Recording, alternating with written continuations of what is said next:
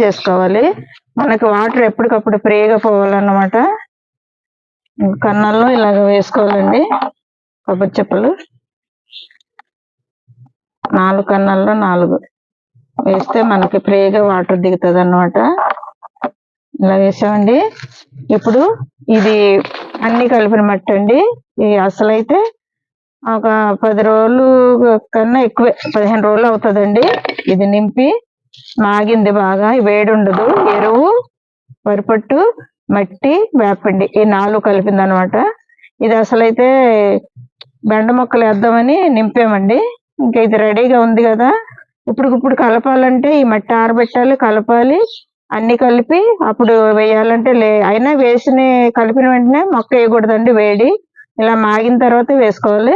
అందుకని ఇది వేసేస్తున్నాము. ఇది ఆరాక మళ్ళీ ఇందులో వేస్తాము, నింపుకుంటామని ఇది వేసేస్తున్నాను.